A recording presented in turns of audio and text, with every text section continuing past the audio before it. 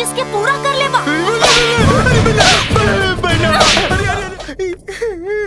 ई रहल सबूत। तेल मामा गिरावलन और इल्जाम दीदी पर डाल देहलन। काहे कैलस तू ऐसा? हाँ? बोला, काहे ऐसे कैलस? बहिना तो प्राण। चुप, एकदम चुप।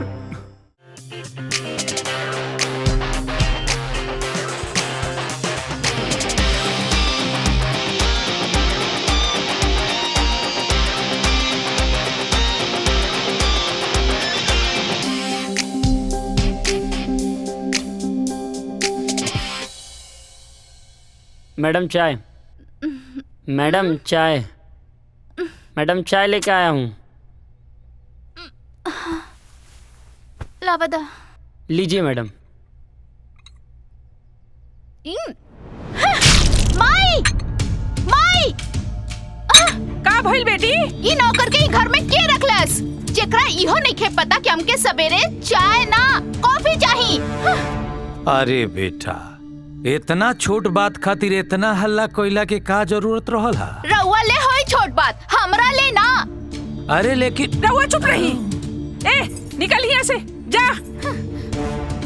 बेटी, हम आज है दूसरा नौकर रख ले। तू फिक्र न करा, तो हर बात के ध्यान रखल जाए। हाँ, चला उठ जा हमार बच्चा। आवा आवा हमरे साथे।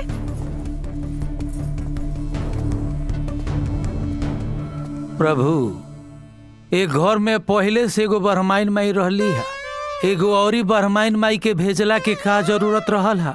पता न ए घर के का हालत हुई, रउए जानी।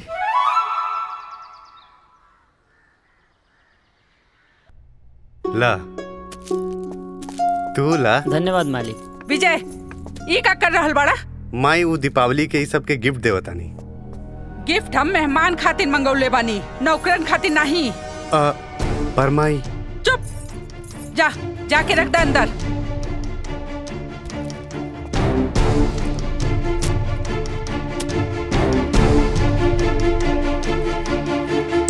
माई, खुशी के मौका पे इतना गुस्सा ठीक नहीं खे। ई का तरीका बा? नौकरन के कंधर पर हाथ रखत बड़ा? हटाओ हाथ। अरे तो का भइल माई, ये भी तो इंसान है। हाँ, जो यहाँ से। अच्छा छोड़ा ये सब बात फिलहाल। हम दिवाली के बोनस ही लोग के देते तनी।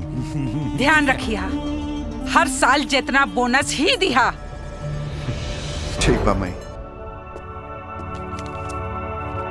इला इला तू भी ला।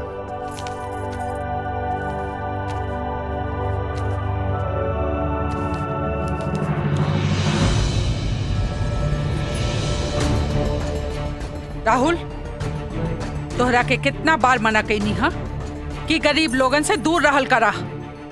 माई, गरीब लोग से इतना चिढ़ बा तो घर में इतना नौकर चाकर काहे रख ले बाड़ू? तो घर के काम के करी? उहे बात तो हमू कहल चाहता नहीं। काम कैला से केहू छोट बड़ ना हो जाला, और हल गरीबी अमीरी के बात तो वो सब नसीब के खेल है। भैया, माई से इज्जत से बात करी। जब इज्जत केहू कमाई तब न इज्जत पाई। ये सब रौरे मन बढ़ौले बा। हम मन बढ़ौले बनिए बरहमाइन माई के मन बढ़ौले बा इनकर सबका मालूम बा।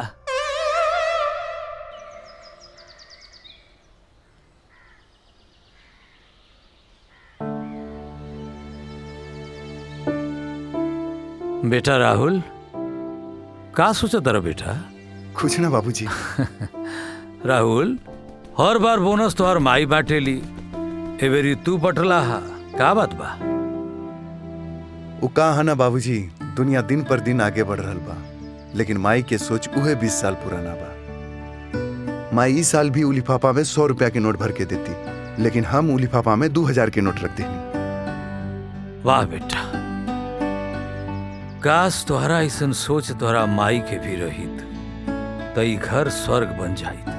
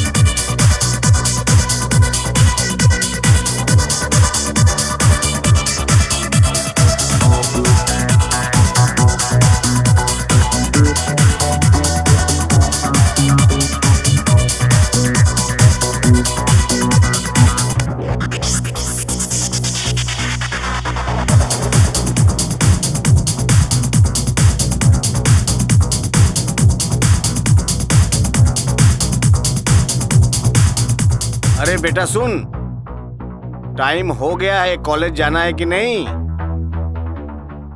टाइम हो गया है, तू डांस में पड़ी है, कॉलेज जाना है कि नहीं? तैयार हो? पहले काहे ना बताईनी? कितना लेट हो गई नी हम। चली फटाफट निकली, फटाफट चलो निकली। नीचे चलो, जाई तैयार हो यहाँ जाओ। से, जाई। अरे माई,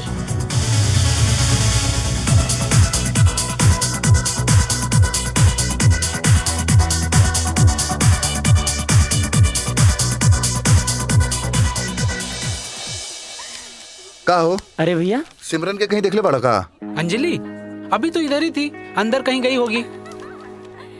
भैया इतना भी का सोचे तनी, कुछ होखे ओकरा के रउआ आई लव यू बोल दी। बोल देती यार, लेकिन सोचा तानी वो मना कर देता। भैया कहीं जाने बूझे के चक्कर में ऊ के और के हो जाईता।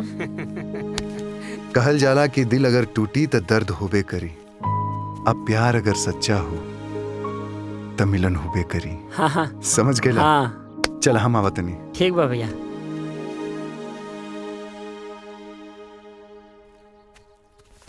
तू ऐजा बैठल बाड़ू, हम तोरा के कहाँ कहाँ ना खोजनी। दरअसल हम तोरा से कुछ कहल चाहता नहीं। का बात बा? कैसे बोली समझ में नहीं आ रहल बा। का बात बा, बोला तो। बोल दी हाँ बोला। ना तू खिसिया जेबू। अरे बोला ना। खिसियबू तो ना पक्का? ना।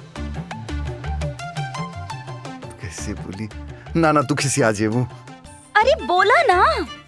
हाँ, कैसे बोली? हाँ बोल देता नहीं। हाँ लेकिन तू खिसियबू तो ना? हाँ अरे मत बोला, जा। ए सिमरन सुना। अब ना सुनब, जा यहाँ से। फैक्ट्री के मालकिन के हत्या, 4 लोग प्रणाम मालिक। अरे मैनेजर साहब। हाँ। प्रणाम प्रणाम। एगो काम रहे मालिक, आपसे साइन लेवे के रहल। हमार साइन? हाँ मालिक। ई कुली का हो? अरे ई कुली का मालकिन देखेली न, ले जाई दिखाई। प्रणाम मालकिन। मैनेजर, कंपनी के नाम का बा? शकुंतला इंटरप्राइजेस। पूछा कि थप्पड़ हम काहे मार ली हो? काहे मल्ली है मालकिन? ताकि तो के आगे से कंपनी के मालिक पहचाने में गलती ना होखे। जाइए ऐसे। जी मालकिन।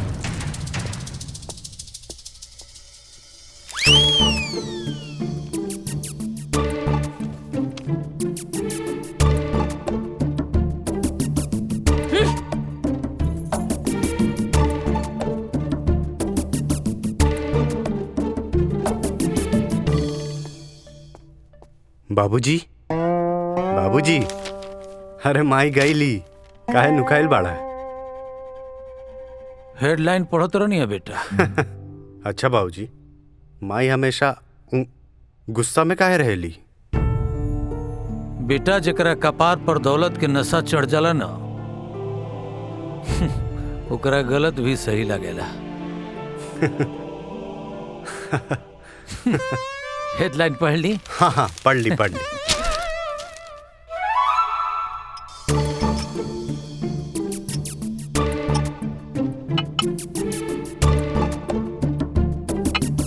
कबले अहे हो? पता ना। भूखे जान जाता। आवत है। हाँ तो तारा सब मालूम रहेला। बहन के चमचा नंबर 1 आवत हुई है। बहन के बारे में मत बोला। ला आ गई। Good morning mummy. Good morning. Good good morning माई। आवा बहना, बैठा।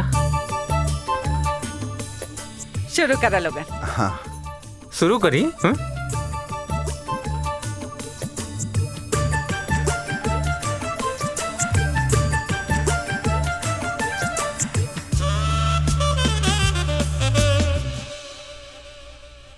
भैया जी। आज रामेश्वर जी की बेटी ऑफिस में आई विजय से मिले खातिर। हाँ। विजय के समय पर लेके आ जाइए। ठीक बा। पर माई हम मिलके का करब? शादी? अरे मतलब तोहरा शादी खातिर लड़की जवन देखेगी बा? बाबूजी, माई, हम अभी शादी नहीं करे के चाहत। हम तोहार इजाजत नहीं मांगत। ये हमार फैसला बा कि तोहार बियाह रामेश्वर की लड़की के साथे ही होई। उहे हमार बहू बनी, समझला? जा बहन के गुलाम। बाबूजी, रउआ भी तो घर के मालिक हैं। रउआ काहे ना कुछ बोली? बेटा, तहरा तो मालूम बा न कि हम तो कहे खातिर बानी, सारा मलिकाना तो ही चलावेली। बाबूजी रउआ एकदम सही कह रहल बानी। असली फैसला तो माइये करेली, लेकिन बाबूजी ई बात रउआ माई के सामने काहे ना बोलनी? जब तोरा सब मालूम बा तो अंगुरी काहे करता रे रे? हट, हट।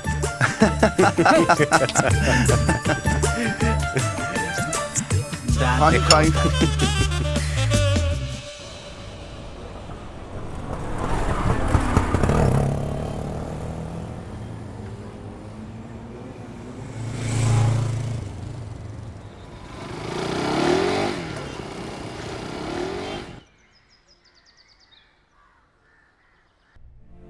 शकुंतला जी, ये हमार छोट बहन है।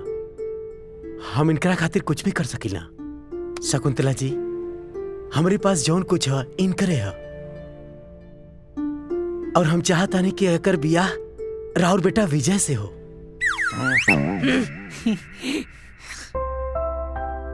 आपसे रिश्ता जोड़ के हमारा पूरा विश्वास है, पूरी उम्मीद बा कि हमार बहन खुश रही।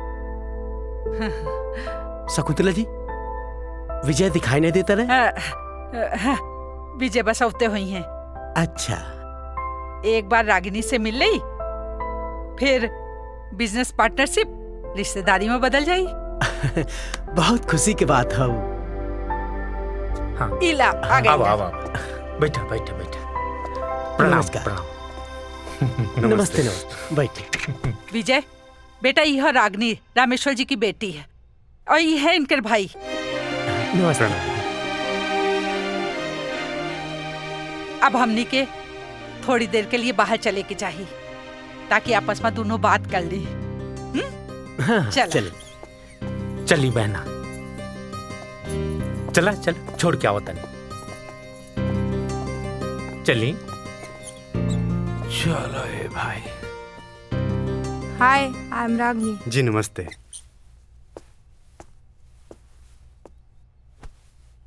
रउआ ले चाय मंगाई या कॉफी? चाय तो मैं पीती नहीं हूँ, कॉफी पीऊंगी। आप भी कॉफी पी लीजिए।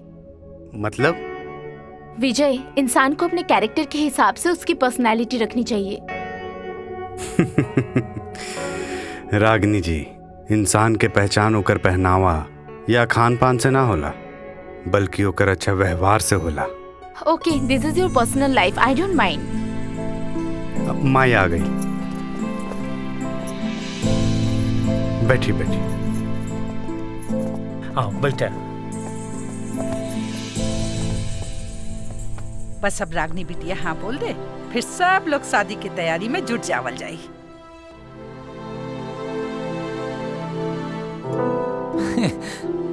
आंटी, मुझे विजय पसंद है। क्या बात।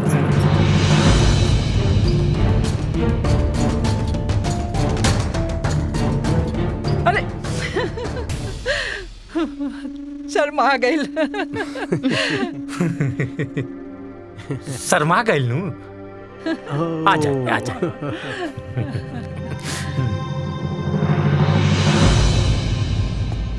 ए भाई, हाँ? हमरा के शादी नहीं खे करे के, कोनो उपाय करा भाई। लेकिन काहे? काहे का? घर में एगो माई कम बा का कि दूसर माई के ले आई? अरे वो लड़की के हमनी के माई से ज्यादा ही अपना स्टेटस और दौलत के गुरूर बा। अच्छा, तो ये बात तू जाके माई के बता दा ना। वाह, माई के बता दी। अरे माई के सामने हमारा मुंह ना खुलेला, और तू छोड़ा, तू कोनो उपाय करा यार। उपाय? चला फिर कोनो फार्मूला फिट कइल जा। अरे राहुल, अरे आवा ना मर्दे।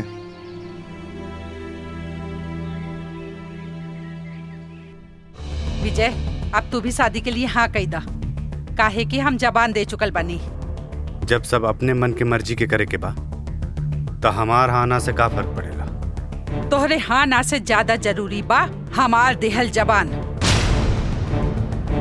सोच के बोलिया, तोहरे ना में भी हाँ होके के चाहिए।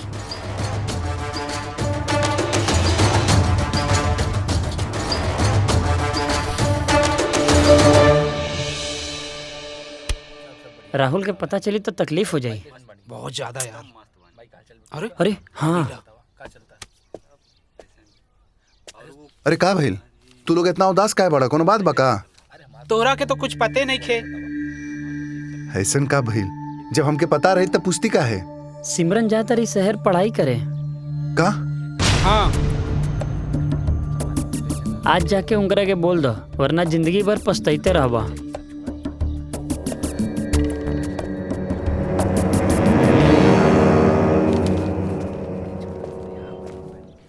हाय। हाय, कैसन बाड़ू? हम ठीक बानी। तू कैसन बाड़ा? हमहू ठीक बानी। हमरा तोरा से एगो बात कहे के रहे। हम सोचा तानी कहीं तू बुरा त ना मान जेबू ना। का बात बा? बोला। कैसे कहीं अंदर से बहुत डर लग रहल बा। ऐसन कौन बात बा जे डर लग रहल बा? हम तोहार जिंदगी में तोहार सहारा बन के रहल चाहतानी। जिंदगी में तू रोबू तो हमहू रोब, तू हंसबू तो हमहू हंसब। हम तोहरा से बहुत प्यार करेंगे। आई लव यू सिमरन।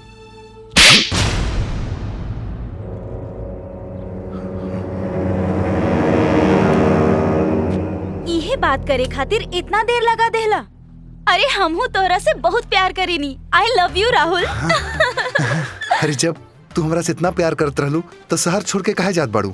अरे ई कौन कह देलस तोहरा से कि हम शहर छोड़ के जाता नहीं? अरे वो संजय हमके बतौलस कि तू शहर छोड़ के जाता रू। अरे हम कहले रहली तोरा साथे मजाक करे खातिर। तब तक बहुत बड़ जिम्मेदारी हमरे ऊपर बा और इस जिम्मेदारी से कोनो भी बाप पीछे ना हट सकेला। पर हमार खुशी रउआ साथे बा। हाँ। और हम जहाँ भी जाइब हम दोनों साथे जाइब। अरे नहीं बेटी, केहू बाप बेटी साथे जाला का? ऐसन कबो बहेल बा का? अरे बेटी हमार आशीर्वाद तोहरे साथे बा। पर हम कहीं भी जाइब रउआ के साथे ले जाइब। उ काहे कि हम रउआ बिना कहीं न रह पाई। अरे बेटी, अरे बेटी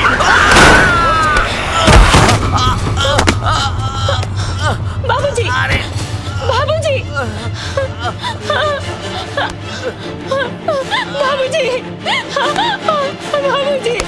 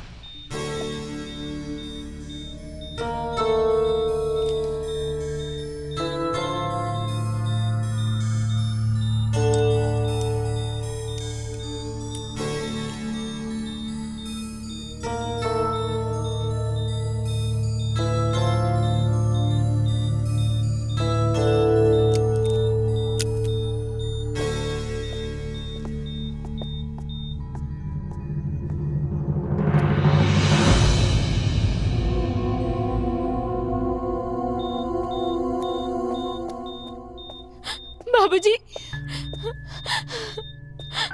बाबूजी, बाबूजी,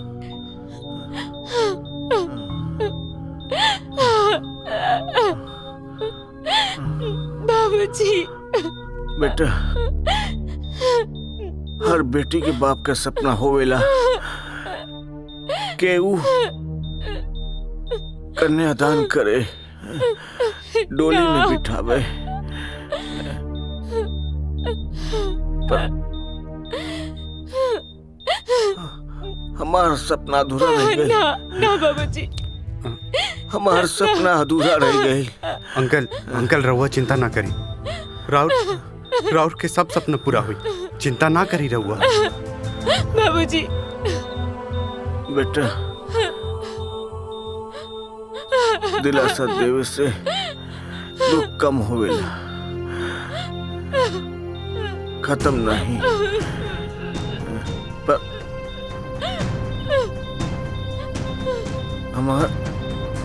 हमार बिटिया का ध्यान रखिया, कहे कि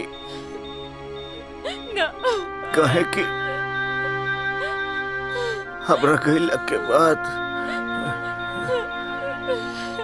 हमार बेटी बाबूजी बहुत अकेली हो जाई और बेबस हो जाई।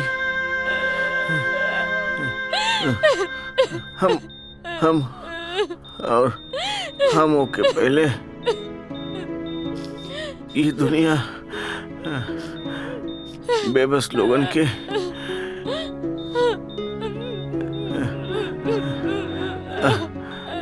एकरा के नोच डाले। अंकल नोच डाले। रवा के ऐसा कुछ ना होई। हम बानी ना, हम रखब, दोनों के ख्याल रखब।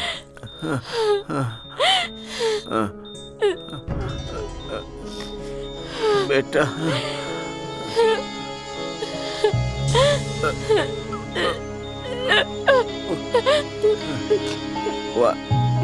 वादा कर, हम वादा करते हैं।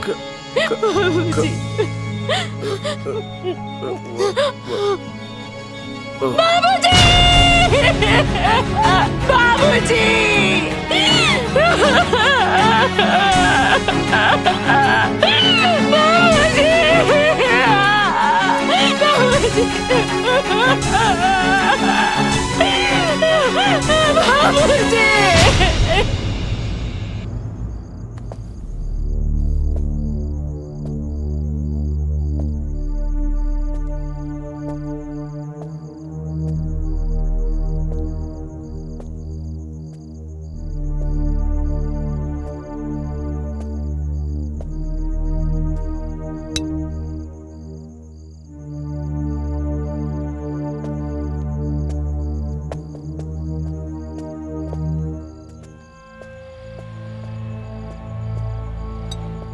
का बात बा? इतना परेशान काहे बड़ा? कुछ ना, ऐसे ही। अरे बता भी दा भैया, बता देला से दिल के बोझ हल्का हो जाला।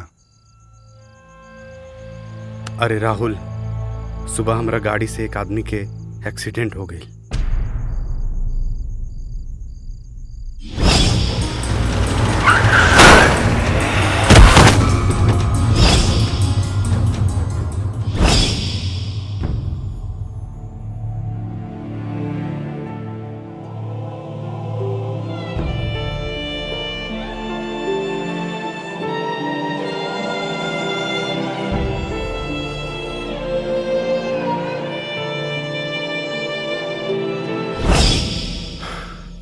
कल जाके वो लड़की के कुछ पैसा दे दिया।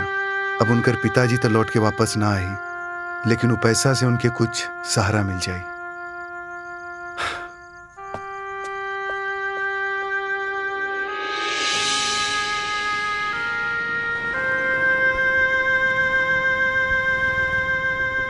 इतना दिन हम यही से चुप रहनी कि तोहार बाप कर्जा में डूब के वो कर्ज उतारेला हमरा से तोहार शादी कर दे, पर वो पहले ही पर लोग सिधार गए। अभियो समय बा, एक रात ला हाथ कर दे, सारा हिसाब किताब क्लियर। शुक्र करा कि हाथ ना लगौला, अगर गलती से भी एकरा के छू देती तो हाथ तोड़ के तहर दूसर हाथ में दे देती।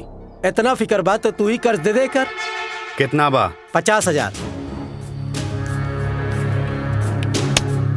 निकाल। एक बात तोहरा से पूछल भूल गई, का रिश्ता बा तोहरा एकरा से?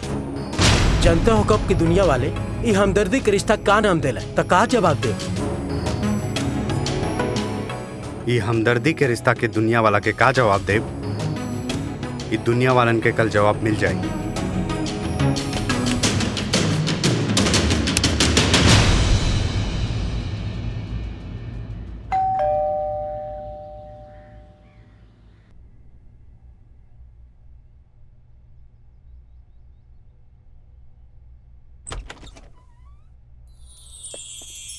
मालिक प्रणाम। ई के है? तोहार छोट मालकिन। छोटे मालकिन नमस्कार मालकिन। मालकिन अरे का भइल? देखी घर में भूचाल आ गई।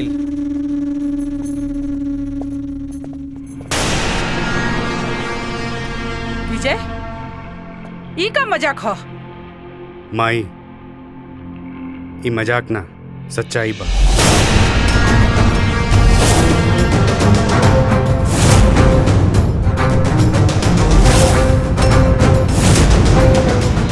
कैसन लड़की बा, न शकल न सूरत, न शकल न सूरत।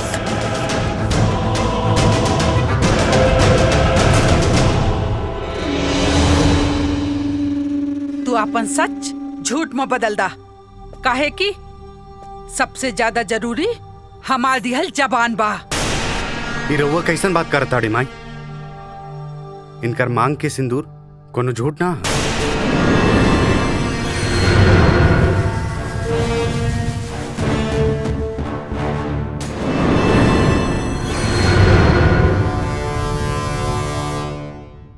बल्कि हमनी दोनों के शादी के सच्चाई है।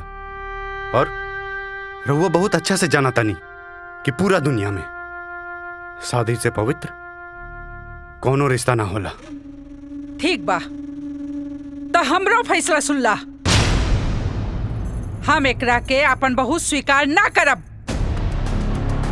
माई रउआ स्वीकार करी या ना करी, पर हम इनकरा के अपन पत्नी स्वीकार कर ले बानी। तो ठीक बा, कान खोल के सुन ला। घर में केहू भी एकर स्वागत ना करी, समझ ला?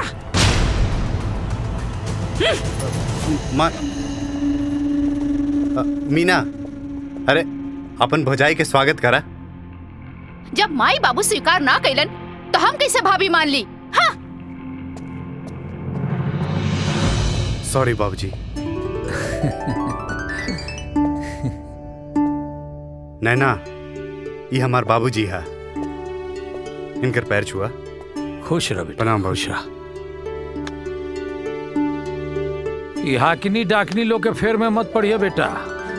ये घर में तू साक्षात लक्ष्मी बन के आयल बड़ू। खुश रह, हमारा आशीर्वाद बा। भगवान तोहरा लोगन के जोड़ी बनौले रखस। राहुल, अरे भौजाई के स्वागत कर बेटा। जी बाबूजी। यह राहुल हमार छोट भाई, हमरा के जान से भी ज्यादा मानेला।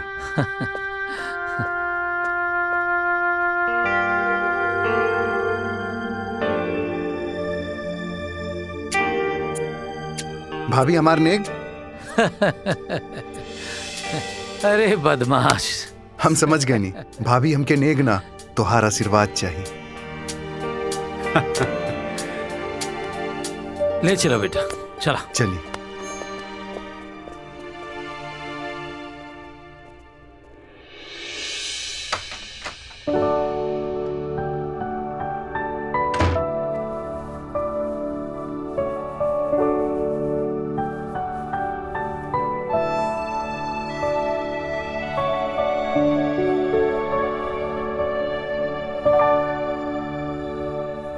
ऐसे का देख रहल बानी? यह देखत बानी कि जे कल तक सपना रहे वो आज हकीकत हो गई बा। प्यार हो गई। अच्छा, और माई से डर ना लागल? हम तहरा से प्यार कर बैठली।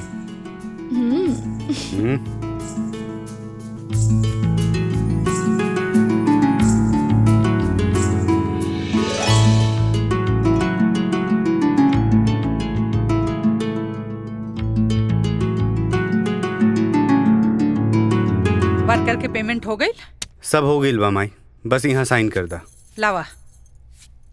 अरे राहुल। हाँ माई। तोहरा से बात करे के बा, बैठा। का बात बा माई? बोली। बाती बा कि माजी चाय। तोहार हिम्मत कैसे भइल हमरा के माजी कहे के? माई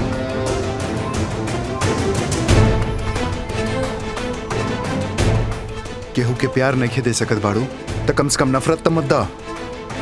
ई घर के मालकिन हम हई, तू ना। और वैसे भी अपन माई से बात करे के लिहाज रखा। माई जे बेटी के बेटी या बहू के नौकरानी समझे ओकरा खातिर का लिहाज।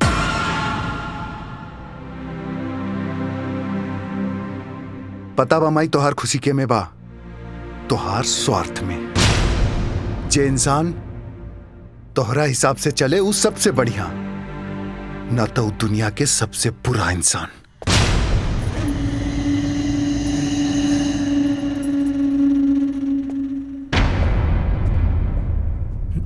शांत बहना शांत।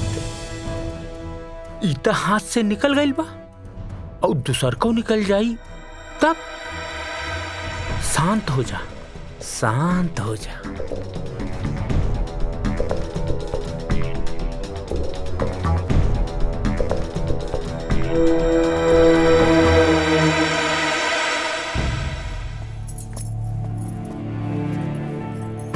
कैसन लड़की बा, न शकल न सूरत, न शकल न सूरत, न शकल न सूरत, न शकल न सूरत। नैना, माई की तरफ से हम माफी मांगता नहीं। तोहरा ही सब हमरा वजह से झेले के पड़ रहा बा। ना जी, ऐसन काहे बोल रहल बानी? माँ जी हमसे बड़ बानी, डांटे के साथ साथ मारे के भी अधिकार बा।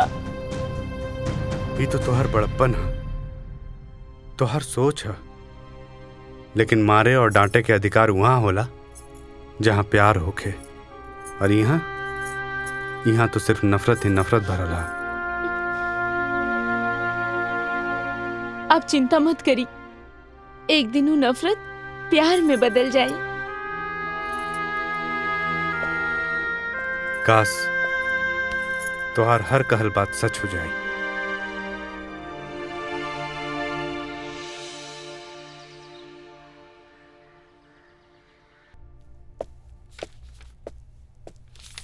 बहना, ये पेपर छोड़, बेटा संभाली।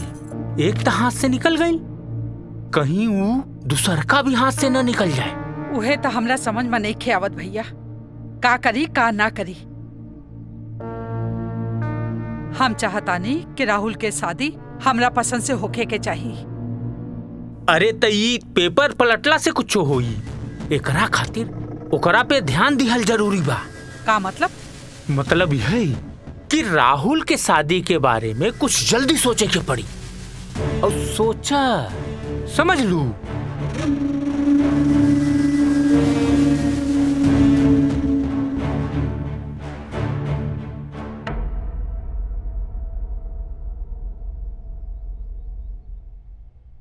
राहुल, एक बात बतावा, हम जे भी कहनी हूँ सही बा की गलत? एकदम सही कहला। वैसे एगो कहावत तो सुन ले हकबा, जौन भइल वो अच्छा भइल, और जौन होई वो अच्छा होई। इस सब ऊपर वाला के खेल हा। इतना सुंदर भाभी घर में आयल बाड़ी, केहू के कदर नहीं खे। तू चिंता मत करा, केहू घर में भाभी के पसंद करे या ना करे, हमके हमार भाभी बहुत पसंद बाड़ी। थैंक्स यार, थैंक यू। अच्छा, आज हम जाता नहीं सूते। ठीक ठीक बा।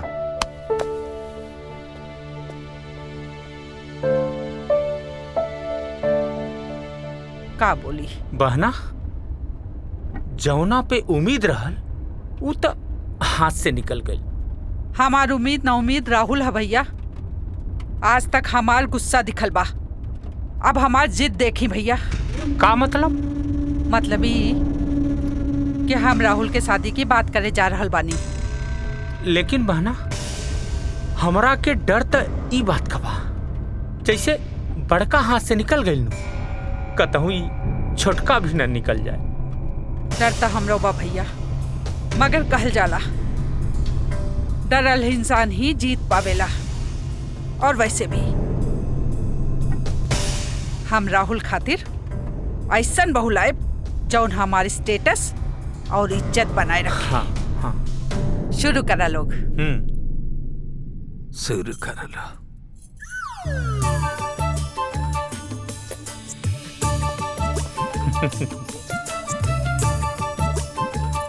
बैठा।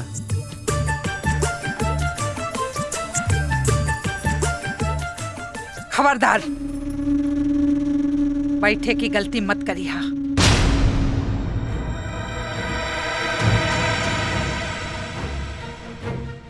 ई जगह घर के सदस्य लोग के बा, नौकरानी खातिर ना।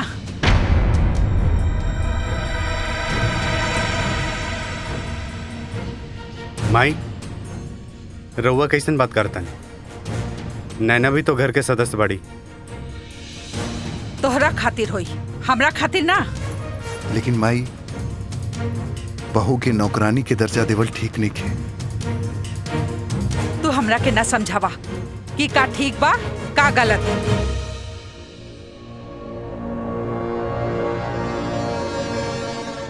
अब जाए दी रहुआ।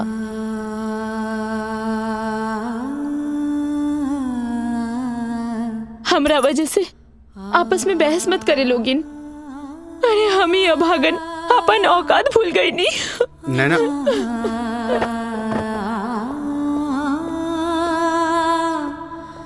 ऐजा भी बेचारी के चैन से गुजारा नहीं किया। कुछ तो बेचारी पर हम कर तू। ई मत भूला कि तोहरो एगो बेटी बिया। हमार बेटी जहाँ जाई राज करी, रानी बन के रही। राजकुमारी बन के रही।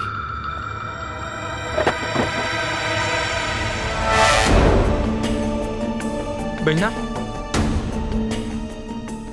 काहे टेंशन लेता? टेंशन मतलब खा खा न, ऐसे होई दे। चल नैना, हे काहे रोवत बाड़ू? अरे तू तो माई के जानते बाड़ू, वो तो हमनी के भी डांट देवेली। उनकर तो पुरान आदत है, वो तो बाबूजी के भी ना छोड़ेली। और तू तो जानते बाड़ू कि हम इन दोनों माई के मर्जी के खिलाफ शादी कर ले बानी। अब हमरा के ही कुछ करे के पड़ी।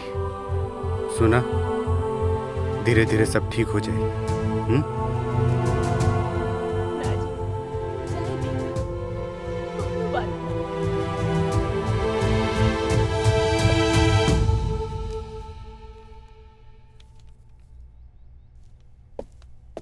राहुल। हाँ माई। आज 4 बजे तक आ जाइया। काहे माई, कोनो खास बात पका? हाँ, लड़की वालन तोहरा के देखे आवे वाला बा। लेकिन माई, हम अभी शादी करल नहीं चाहता नहीं। का करे के बा का ना, ये हम तोहरा से नहीं पूछत। बस तू घरे 4 बजे आ जाइया।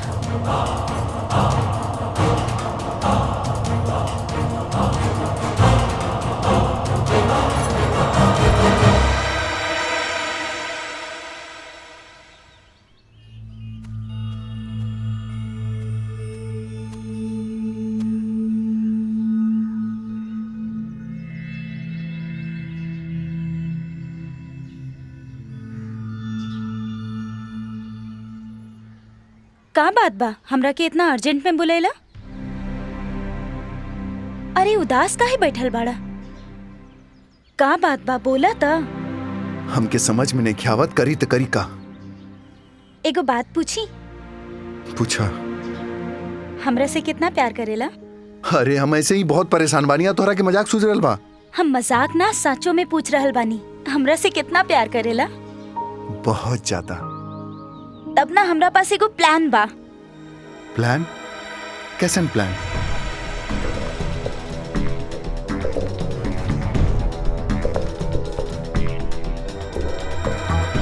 डन। कैसन बानी? अबले ना आयल राहुल? बढ़िया बानी। कॉलेज खत्म हो गई हुई, राहुल औते हुई हैं। लागता आ गई।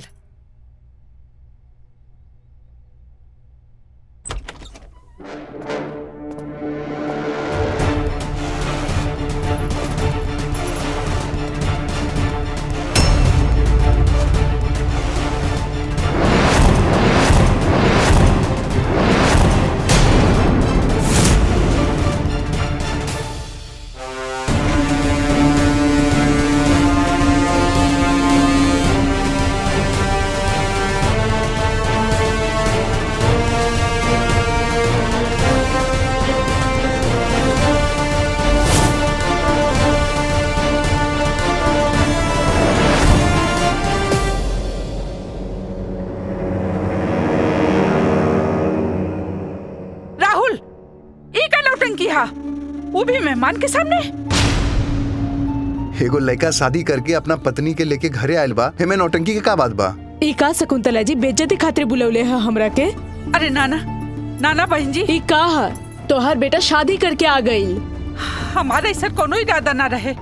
शकुंतला जी जौन रउआ के साथे कॉन्ट्रैक्ट कइले रहनी कैंसिल करतानी। सुनी बहन जी, अरे सुनी, माई के पैर छुआ। खबरदार, तोहरा के आशीर्वाद लेवे के कोनो जरूरत नहीं खे, काहे कि तोहरा वजह से हमरा के वो औरत के सामने शर्मिंदा होके के पड़ल, और तोहरा वजह से ही हमार कंपनी के इतना बड़ा कॉन्ट्रैक्ट छूट गइल, समझ ले। ई का राहुल, रउआ तो कहत रहनी राउर माई बड़ा नेक बाड़ी, बिल्कुल रउआ जैसन। पर ऐजा तो हमरा के लागत है राउर माई के रउआ से ज्यादा कंपनी के नाफा और घाटा में इंटरेस्ट बा। राहुल, और कुछ ना तो कम से कम एकरा के इतना तो समझा देले रहता कि बड़ लोगन के बीच में छोट लोगन के ना बात करे के चाहिए। हु कहा ना माई, हर इंसान के अंदर ओकर घर के संस्कार होला। अब तोहार बेटा तो बहुत संस्कारी बा माई, तू तो जानते बड़ू। हम ही घर के संस्कार, परंपरा, सभ्यता के कबू मिटे न दे माई।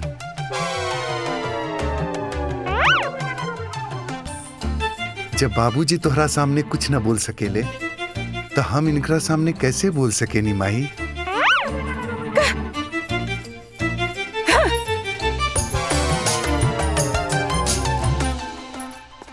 वाह बेटा, बहुत खूब। आज तो मन कहता कि तारा अइला के बाद अभी घर में कुछ होखे वाला बा, आ ओकर शुरुआत अब हो चुकल बा, लौकता है। स्वागत करो। जी बाबूजी। और बेटा,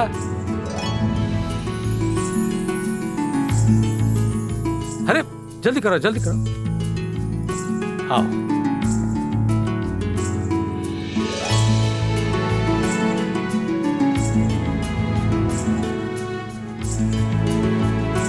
वाह बेटा, हम बहुत खुश बानी। आज तारा के देख कैसन लागता कि अब घर में कुछ होखे वाला बा, वो हमरा साक्षात दिखाई दे रहा बा। हाँ बाबूजी। अच्छा राहुल, माई के ना सही, हमनी के तो बता देती हैं? हाँ देवर जी, ताकि हम अपन देवर देवरानी के स्वागत अच्छा से करती। बता तो देती, पर सब कुछ इतना जल्दी हो गई कि समय ही ना मिल पाइल भाभी। इमे राउर के कोनो गलती नहीं खे, हम ही जल्दबाजी कर देनी। कौनो बात न देवरानी जी, आई थोड़ा भगवान से आशीर्वाद तो ले ली। आई। हाँ बेटा, ले चल ले चल।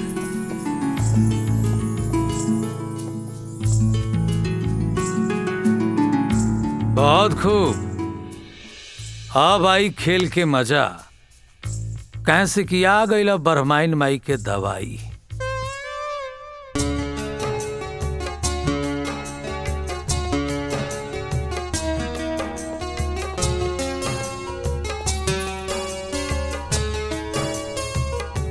Thank you Simran. Thank you काहे के? हमरा और हमार परिवार की खुशी खातिर तू अपना खुशी के गला घोट देलू, और जल्दबाजी में तू हमरा साथे बियाह कर लेलू, यही से थैंक्स। अच्छा, ते ही सिर्फ रउआ के परिवार है, हमार ना? अरे नाना, ये परिवार भी तोहार है, और हम भी। फिर हम अपन परिवार के खुशी के खातिर अपन खुशी छोड़ देनी, ते में कौन बड़ा बात बा? और वैसे भी कहल जाला कि अपन खुशी से ज्यादा परिवार के खुशी मायने रखेला, और हमार खुशी तो रवा की खुशी में बा।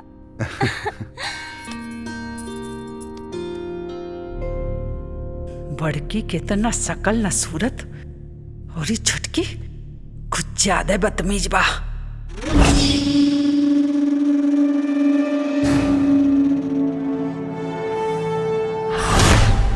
न शकल न सूरत, पता नहीं कैसे हमने लड़का का फांस लेलस।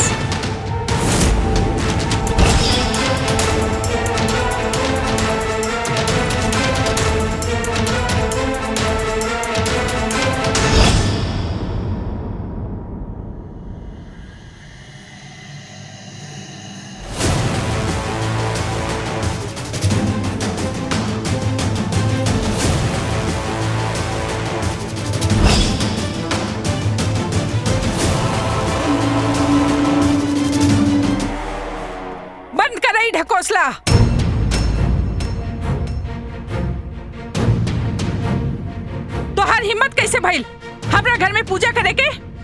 पूजा करे खातिर हिम्मत ना माँ जी, श्रद्धा चाहिए। ई त शेरनी बिया। एकर मतलब रउआ का समझब? रउआ तो भगवान से ज्यादा पैसा में श्रद्धा रखेनी और परिवार से ज्यादा खुद से प्यार करेनी। ई मत भूला कि तू ई घर के मालकिन से बात करत आड़ू।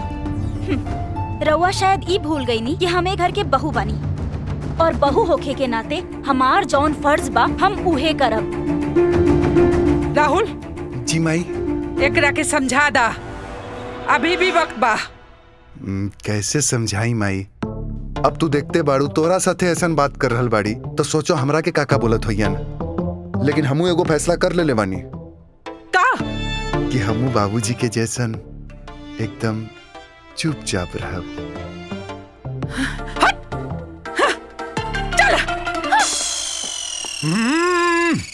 ली बाबूजी टीका लगा ली। लाओ बेटा। आई ना दीदी, टीका लगवा ली। आओ बेटा।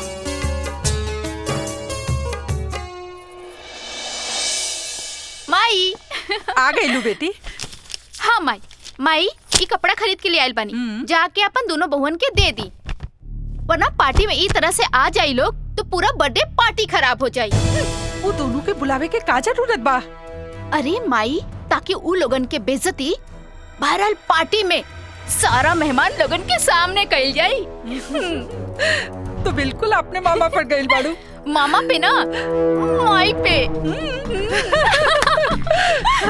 ठीक बा।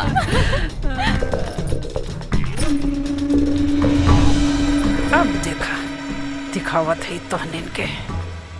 दीदी जल्दी जल्दी करी, हमनी के नाश्ता भी बनावे के बा। हाँ सुना लोग, ई थैला में कपड़ा बा, शाम के पहन के आ जाइहा। काहे कि पार्टी में बड़ा बड़ा लोग आई हैं और हम नहीं चाहत कि मेहमान के सामने कोनो बखेड़ा बने। ला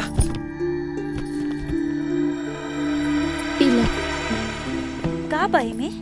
हाँ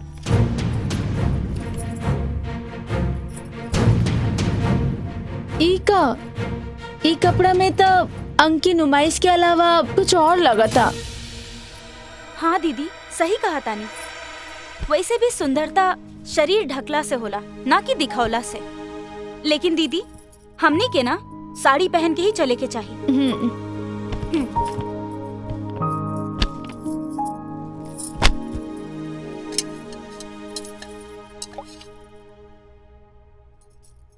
अरे शकुंतला बहिन, मेहमान तो सब आ गईलन, लेकिन राउर बहू लोग ना आई नी। का है ना कि बहुरानी बानी ना, तैयार होके में टाइम लागी, बस औते हुई है। अच्छा ली आ गई ली। जन्मदिन मुबारक हो सासू माँ।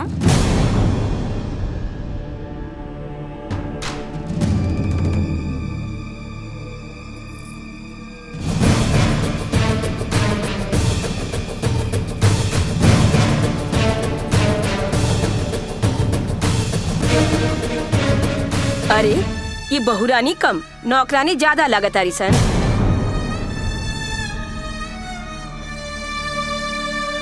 हाँ रउआ लोग नौकरानी ही समझ ला। अरे माई छोड़ी ना, काहे ऐसा मौका पे मूड खराब करतानी। चली केक काटी। हाँ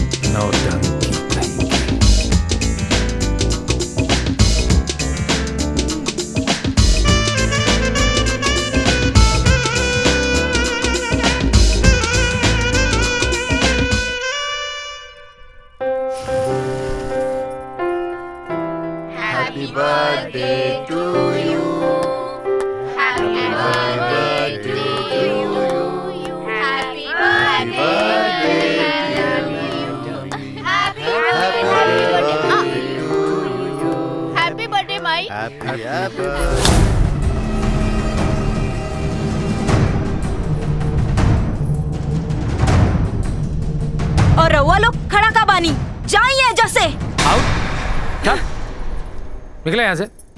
देख चला। ले ली राउर मेहमान और बड़ लोगन के इहे काम है कि दूसर के घर में जाके बहू बेटी के ऊपर कमेंट करे। असल बड़प्पन तो संस्कार में होला। अच्छा तो यह तो हर संस्कार बा कि अपन पति और अपन सास ससुर के सामने शराब पी के नाचत रहलो। सास? कैसन सास? सास जब केहू और बहू के बेइज्जती करे और चुपचाप खड़ा होके देखत रहनी रउआ, ऊ बात के लिहाज करी हम। रउआ खातिर तो पैसा ही इज्जत बा। असल में रउआ ई नहीं की जानत कि इज्जत के का मतलब होखेला। बस बहुत हो गए तो हर नाटक। एक तो तू दारू पीले बाड़ू, ऊपर से माई के साथ बहस कर रहा बाड़ू। अरे पगला कंट्रोल।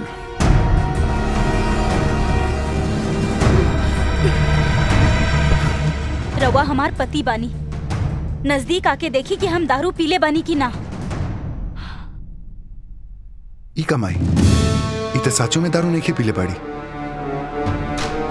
माँ जी राउर मेहमान के बस ई बतावे के रहे कि हम उ लोगन से ज्यादा मॉडर्न बन सकेनी।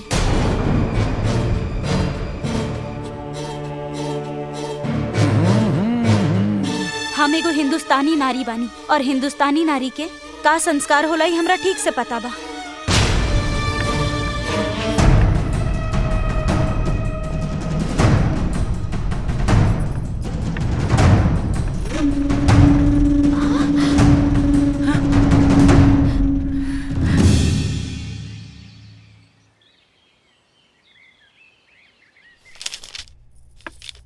इली बाबूजी पानी। बैठा बेटा, खाली पानी पियाबू तो चाय के पियाई। एक बहू आपके खातिर पानी ले आली और दूसर की बहू लेके आई चाय। बाबूजी चाय पी। ला आ गईली। चाय भी आ गया। बैठा। चाय बनावे खातिर कुली नौकर बाड़े से ना तारा बनावले का जोड़त रहला। बाबूजी हमनी के रहते भी रउआ नौकर के हाथ के चाय पी, हमनी के दिल पे चोट लगी। हाँ बाबूजी, और वैसे भी बहू बेटी समान होली और बेटी के पूरा फर्ज होला अपन पिता के देखभाल करे के। वाह बेटा।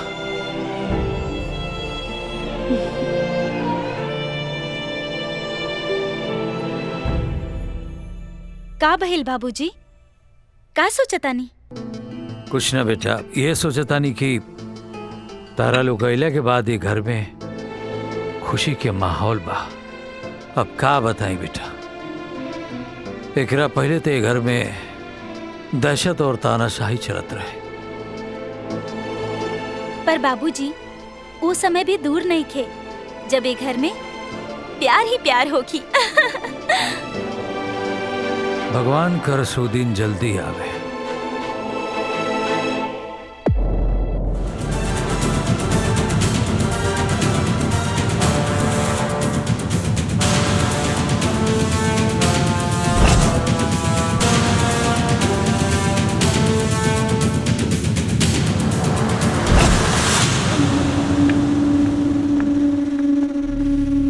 बहिना, अरे बहिना। हाँ? भैया हमरा के कोनो भी कीमत पे हमार अपमान के बदला चाहिए। बहिना ये तोहार काम हो जाए, पर याद रखिए काम भी हो जाए और नाम भी ना आवे के चाहिए। बहिना तू चिंता मत कर, तोहार काम भी हो जाए और नाम भी ना आए। पर मामा करबा का? भगिनी अब तू देखा सातिर मामा का देखा दिमाग।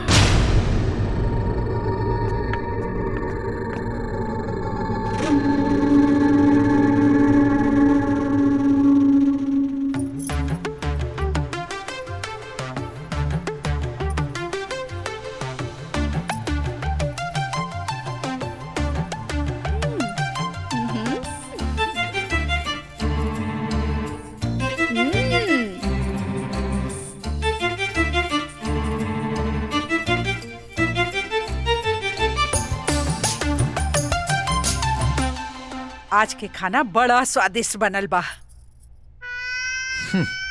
स्वादिष्ट काहे ना होई, बड़ा प्यार से तार बहू लो तारा खातिर बनौले बा। थो, छी छी, इतना खराब खाना हम कबो खैले भी न रहनी। कितना बेकार खाना बा।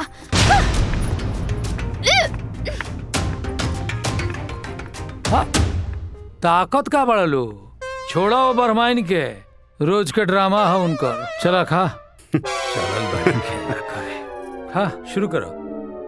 खाई।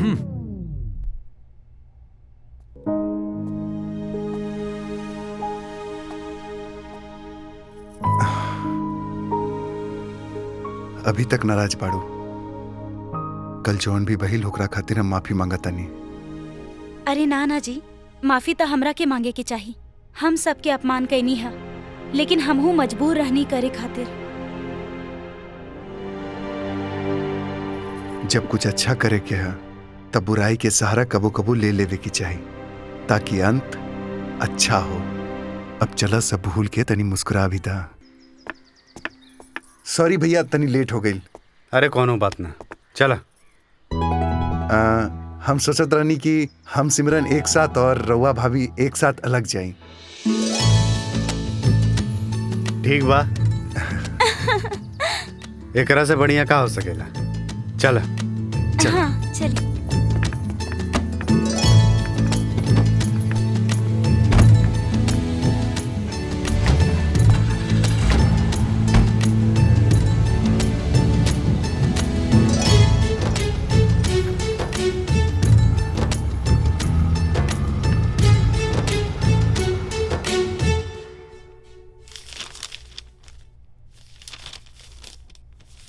रामू जी मालिक।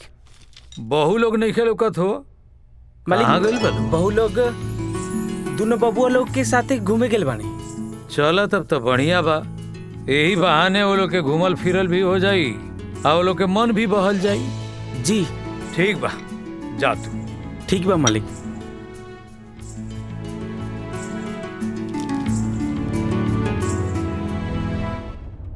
नैना, आज हम बहुत खुश बानी। काहे? देखा ना, राहुल और सिमरन के वजह से आज हमनी के एक साथ टाइम बितावे के मौका मिला। वो तो ठीक है। और सिमरन के आवे से घर घर जैसन हो गया। हाँ, वो बात तो है। हमरो छोट बहन मिल गई। कहाँ चलल जाए? आइसक्रीम खाए? ठीक बा।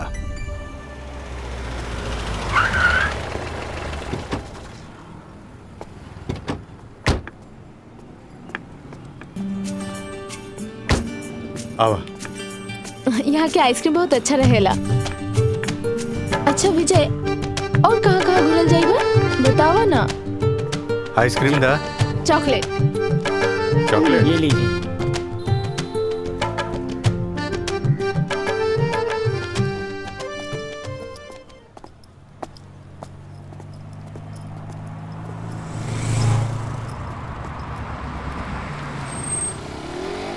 तोहरा के भूख लाग गई होई, खाए खातिर कुछ ला दी का?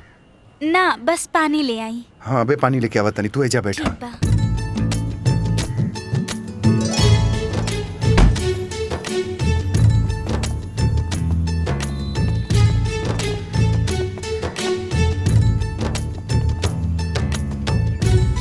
एक बोतल पानी देता भाई। जी, पानी।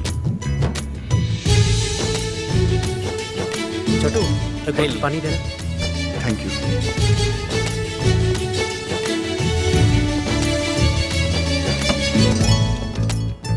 इला।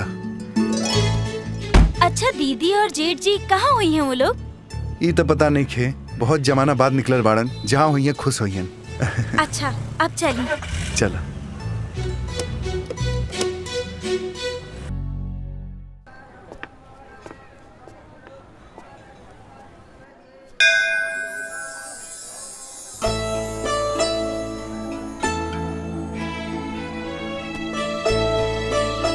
चला।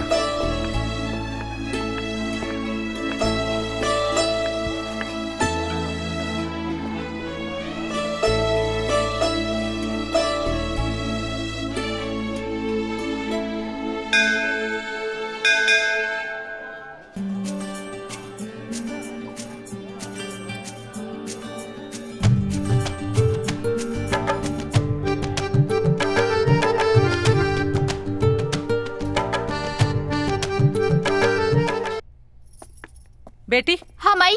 आवा।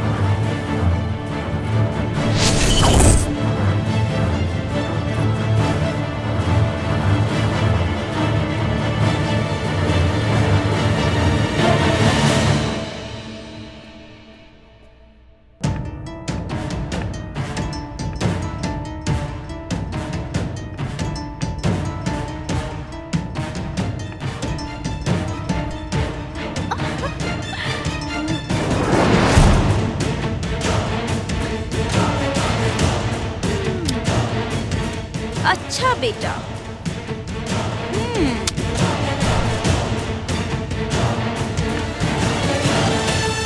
बहुत उड़ा तारी न दोनों, अब जमीन पर लाएब। रामू, रामू। जी मालकिन। हमरा कमरा में के गए रहे? हम बड़की भाभी के देखने कमरा में जाइत। अच्छा, तू जा यहाँ से। ठीक बा। नैना, नैना। जी माँ जी। हमरा कमरा में काहे गए रहलू तू? माँ जी हम तो बस ननद जी कहली ऐसे हम गई नहीं, कपड़ा सब ठीक करे। कपड़ा ठीक करे गए रहलू कि चोरी करे? माँ जी ई रउआ का कहो तनी? आहा, जान के अनजान बनत बाड़ू। एक तो चोरी कैलू, ऊपर से सीना चोरी और शरीफ बनत बाड़ू। ई जौन कहा तारी सही कहा तारी। पैसा कौन चुरेले बा हमरा के पता बा, बता दी का? हमरा से जबान लड़ावत बाड़ू तोहरा के तो। हम गाय नहीं खी, बैल हई बैल, और ऐसन सिंह घुसाइब ना कि 7 जन्म तक याद रखब। रउआ हमेशा से इनकरा के नफरत के नजर से देखेली और ई रउआ के प्यार से। एकरा से कहा कि ई अपन प्यार अपना खातिर बचा के रखे, एकरे काम आई। हाँ माँ जी सही कहा ताड़ी, लेकिन ई बेचारी ई उम्मीद लगा के बैठल बाड़ी कि रउआ कबो तो इनकरा के और इनकर प्यार के समझब, लेकिन रउआ दौलत शोहरत में इतना मशरूफ बानी कि नफरत के सिवा कुछ और दे भी ना सकेनी। जेकरा के तू अहंकार कहत बाड़ू, आज ओकरे नतीजा बा कि आज ही घर में पैसा और शोहरत की कोनो कमी नहीं खे। हाँ माँ जी सब कुछ तो बा, लेकिन सबसे बड़ चीज ये घर में नहीं खे। का? खुशी तो अपनापन से मिलेला। जब ही घर में अपनापन ही नहीं खे तो खुशी कहाँ से मिली?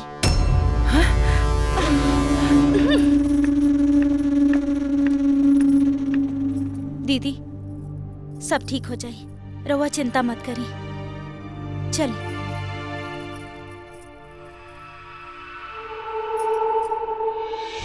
ई जौन कहताड़ी सही कहताड़ी। पैसा के चुरेले हमरा सब पता बा, बता दी का? हमरा से जबान लड़ावत बाड़ू तोहरा के तो। हम गाय नहीं खी, बैल हई बैल, और ऐसन सिंह घुसाइम ना कि 7 जन्म तक याद रखब।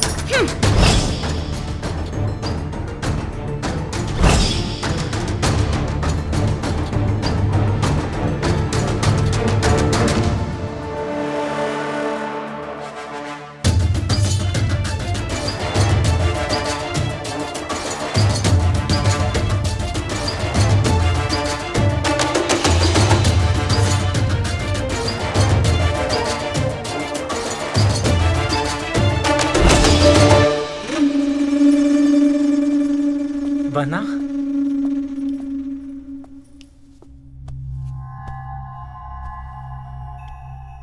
कहा बताई बहना बहना, एगो बात समझ में ना आई। छोटकी बहुरिया तोहरा पे हुकुम चलावल चाहतिया। अगर असही रह गईलू तो तोहरा इज्जत के ऊ दोनों ऐजा तोहार इज्जत दुई कौड़ी के बना दी हाँ सब। यही से ओकरा के, यही से हमरा दिमाग में एगो प्लान बा। कुछ करा भैया, हमरा के बदला लेवे के हो। वो दोनों का हमेशा हमेशा के लिए जागे पड़ी।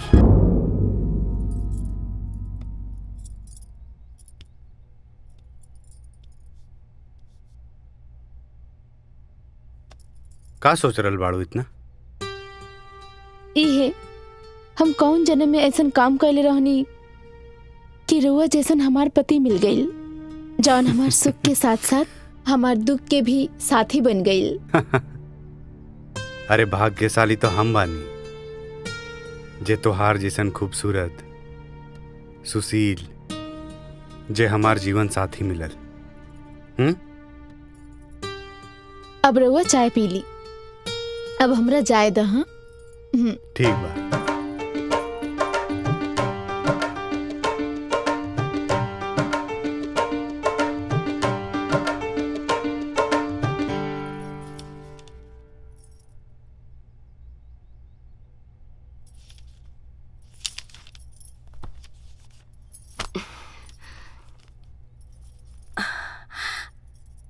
राहुल बेटा, इला फाइल फैक्ट्री जाके सारा वर्कर के हिसाब करके पगार दे दिया।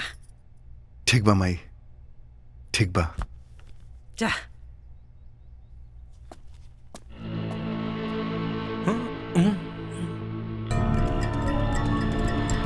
मीना बेटा। हाँ माई। जाके विजय के ते भेजा। ठीक बा माई, जाता नहीं। हाँ।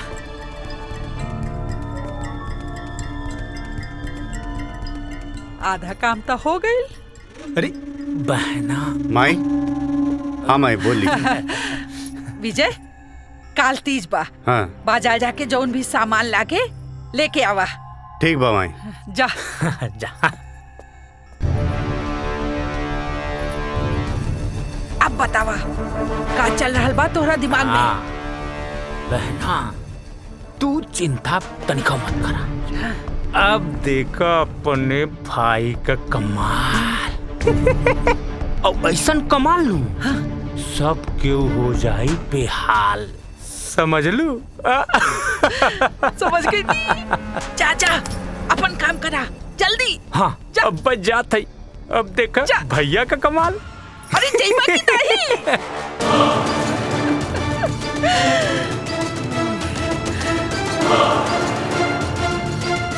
अब आई ऊँट पहाड़ के नीचे।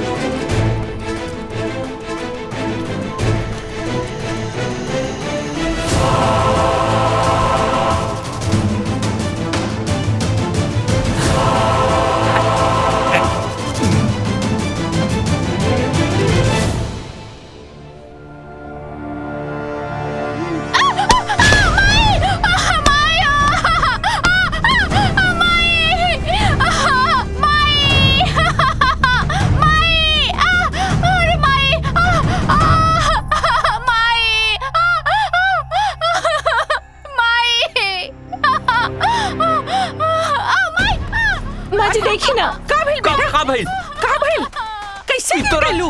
के गिरौलस? ई तुम कैसे गिर गलू? के गिरौलस तो रखे? अरे क्या गिरा है? देखा देखा एकरा हाथ में तेल बा। हम नहीं गिरेनी। छोड़ा छोड़ा। चला बेटी चला।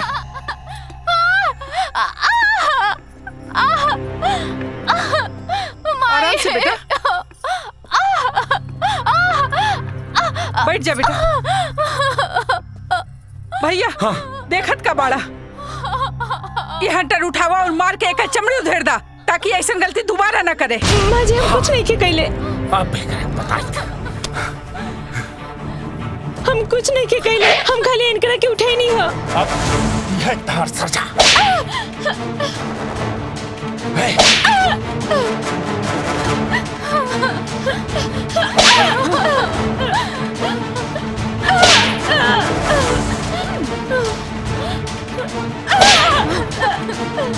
अब पता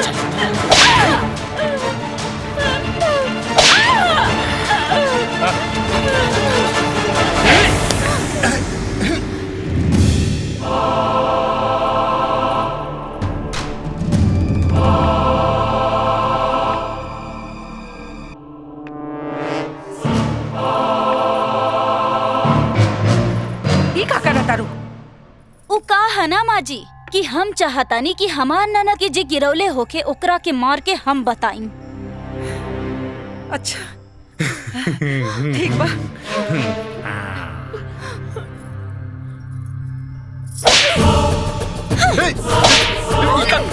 अरे का अरे बहना बहना, अरे पागल हो गए। अरे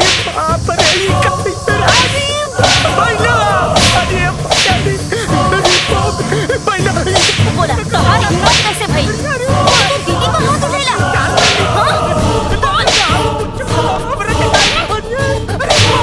तोहार हिम्मत कैसे भई कि हमरा रहते तू अपन साजिश के पूरा कर लेबा?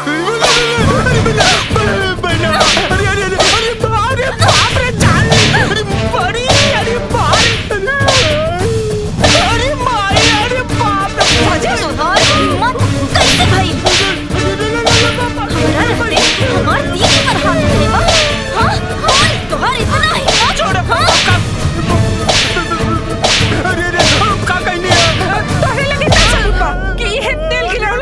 सबूत रहल सबूत। तेल मामा गिरावलन और इल्जाम दीदी पर डाल देहलन।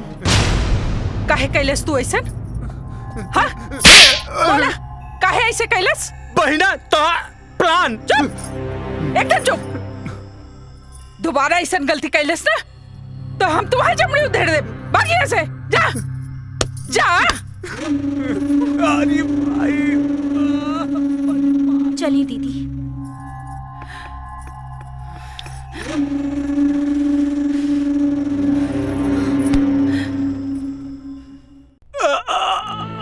माई हो, बड़ी मार मर ले बा।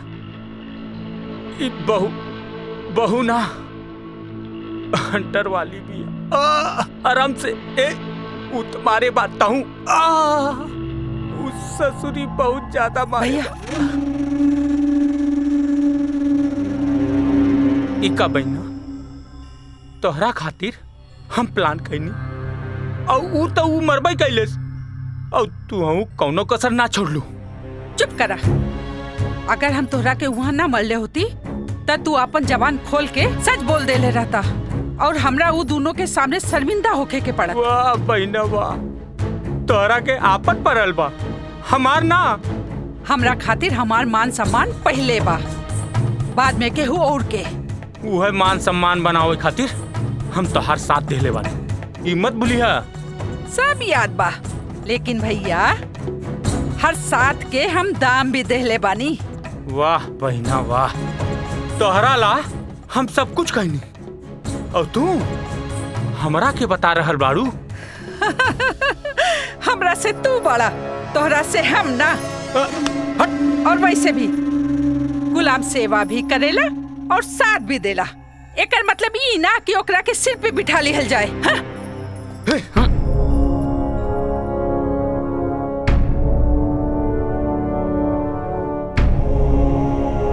बस बहना बस, अब हम समझ गए कि जब वक्त खेला खेले लानू सब कर तकदीर पलट चला।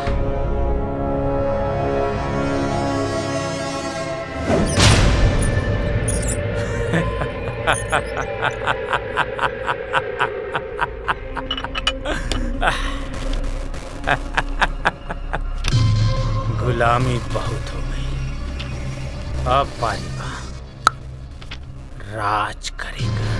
अब हमार रूप वो देखे के मिली कि देखले के बाद पूरा खानदान हिल जाई। बाबूजी रहुआ आज बड़ा खुश लागतानी। पर बाबूजी ई खुशी के कारण का है? ए खुशी के कारण तो हर सास बाड़ी। ऊ कैसे बाबूजी? वो ऐसे कि साल में कहीं को तो दिन आवेला जैया पति होके के सुख मिलेला। आऊ है तीज, काल तीज हो ना, यही से खुश बानी। पर बाबूजी वो दिन भी अब दूर नहीं थे जब ही घर में खुशी ही खुशी बरकरार रही। पर ध्यान रखिया कि उनका गुस्सा शांत रहे, वरना रिश्ता और बिगड़ जाये। अब ना बिगड़ी बेटा, तू लोग चिंता मत करो। बड़ी तेज मेहरारू है वो। उनका पता बा कि ये संपत्ति में तोहरो लोग के हिस्सा बा। हैं? वो कैसे? वो ऐसे कि तू लोग हमारा बेटन का अर्धांगिनी हो, जैसे वो लोग के हिस्सा वैसे तोहार हिस्सा। हैं? अब भइल नु दर्द। हाँ? छोड़ दो रुक रखे।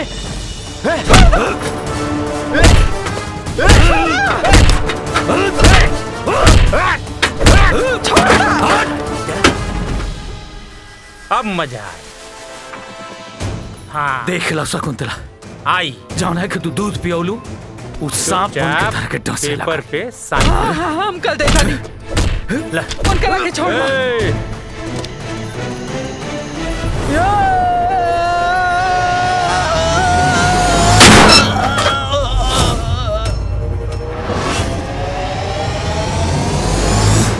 रे सरवा देख ले, हमार शेर आ गले सो और तोरा के चिथड़ा चिथड़ा नोचिए सो। अपने आप पर बहुत गुमान रहे ना तोरा। अब तोर सारा गुमान यही जा दफन हुई। आओ भांजे आओ।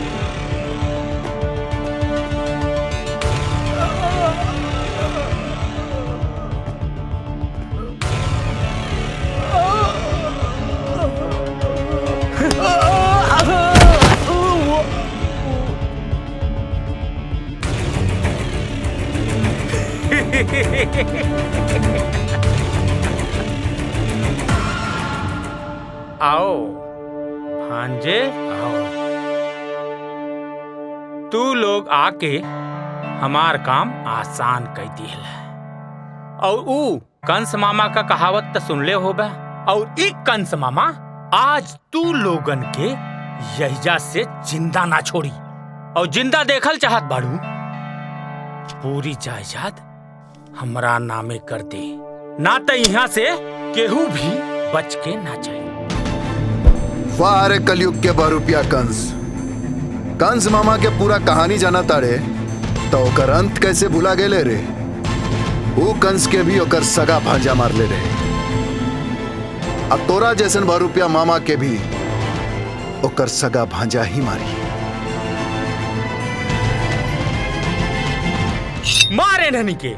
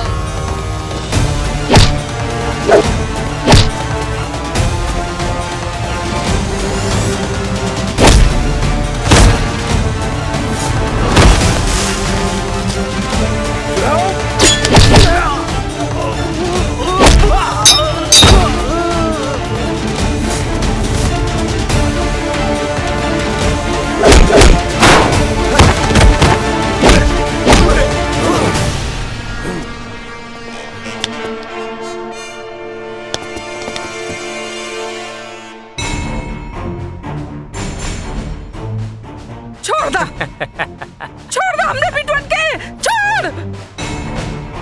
अरे ना बहना ना, तू एक काम करा, जल्दी से जा पेपर पे साइन करा, ना तो ये दोनों भांजा बाड़ा नू इनकर सर धड़ से अलग हो जाए। जा जा ना, ऐसा ना करिए। हम साइन कर रहल बानी। हम अभी कर रहल बानी।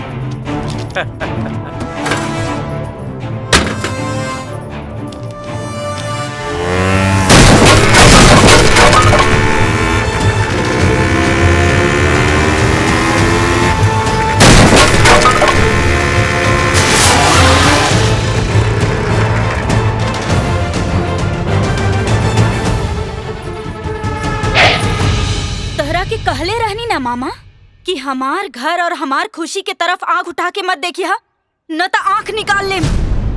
तू भुला गईला का हमार हंटर के मार? हाँ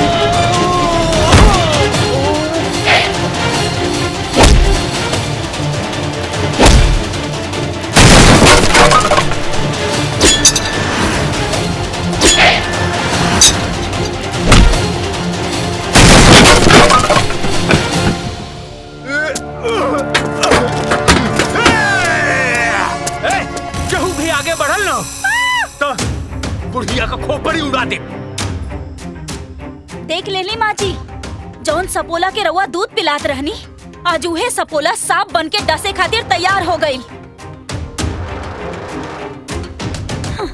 बहू, उहे बात के ते अफसोस बा, जेकरा के हम आपन समझनी वो घाट लगा के मौका के इंतजार में रहे,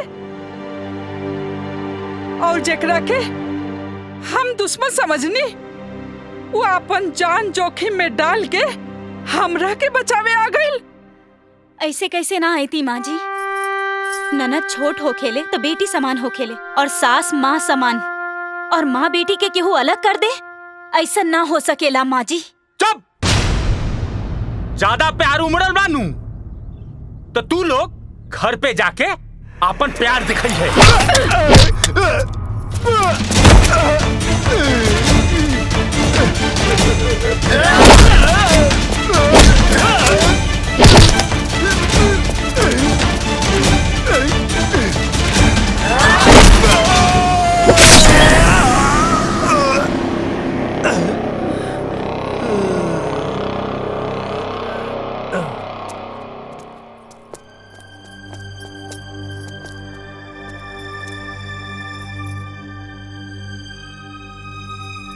बहू, हमरा के माफ कई दा, काहे से कि बहू बेटी समान होला।